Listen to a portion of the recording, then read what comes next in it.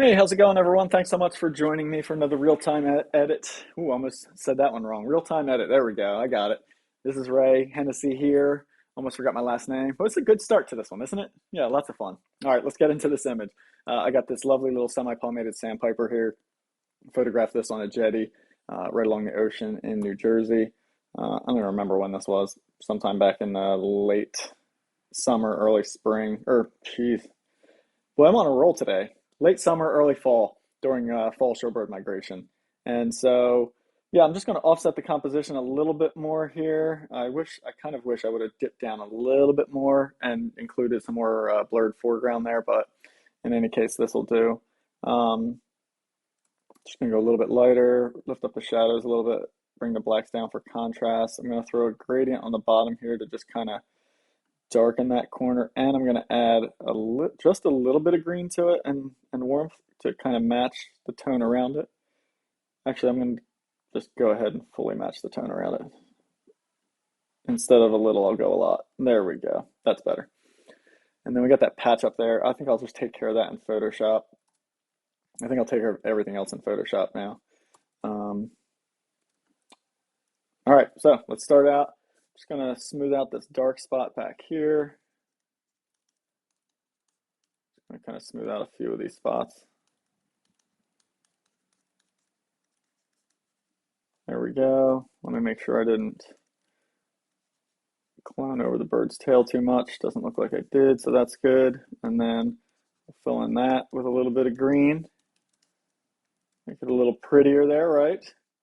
This was also with my 300 f4, and I think, I'm not sure, I may have had my camera in the housing on this one, but I can't fully recall. So in any case, I'm leaving some variation in that background. I don't want to like make it completely smooth. That doesn't look realistic to me unless I shot it that way. Um, I think that's about it right there. All right, so let me add a little bit more green. So I'm gonna go, oops, let's bring up the blue channel there. So whenever I add green to an image, I never add just green. I always add a combination of green and yellow because it almost always looks more, whoa, let's get something with pressure sensitivity there. We don't need 100% of that. That looks more natural, I think, that green with yellow than just pure green. Pure green usually like pushes things kind of into like a lime color, and not a color that you see very often in nature. All right, I feel like I'm seeing a little bit of maybe the tiniest blue tones, like undertones in the bird there. So I'm just going to desaturate blues and paint that in on the bird. I'll leave the legs a little bit, and then I'll leave the eye, and maybe the bill can have a little bit of blue in it. I'm just going to do a little bit more contrast on the bird there. This is one of those images, nice soft light. The bird, it doesn't need much here. We specifically sought out these backgrounds with the green because it was overcast and it was, not great to shoot on just the beach. I mean, you could do some high key stuff, but that was about it. So anyway, a little bit of catch light enhancement there, and I'm just going to do a little bit more burning selectively in some of these areas. I like how vivid the green is, but I don't want it to completely overpower, So maybe something like that, I think, is having a nice feel to it.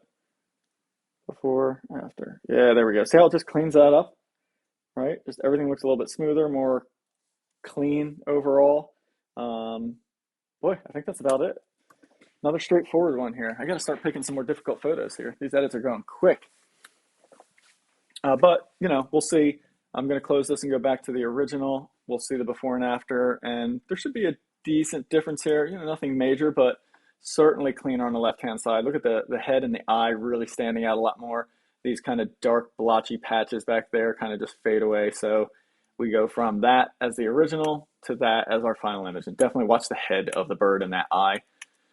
Just kind of pops to life just a lot more there. And yeah, looks really cool with all that seaweed and everything like that. So thanks so much for watching. This is a really short one. If you want to learn more about how I do what I do here, head on over to rayhennessy.com and then go over to the workshops menu and down to the online workshops. And then you can find out all the different options I offer here. Got an online Lightroom course, online bird photography course. You can sign up for them and just kind of watch them at your own pace. I have a mentorship program where you work with me every single month. You submit photos for feedback. Some of the mentorship levels also include remote sessions where we connect via Zoom, and I teach you all about post processing and answer any questions you have. And we talk about how to get better with shooting in the field and field craft and all that stuff. And you can do that randomly whenever you'd like by signing up for an online remote session as well. So please check that out. And I would love to work with you and help you kind of accelerate your growth with the wildlife photography if that's something you're looking to do. And then also, just a quick reminder, don't forget, I got a bunch of fun podcasts to listen to. The new Wildlife Photo Chat Raw podcast comes out every week. The Wildlife Photo Chat podcast coming out every other week usually, although I got to get my butt together and start recording more of those. And new content on the website every day. All right. So thanks so much for watching, everybody. I'll see you guys on the next Real Time Edit.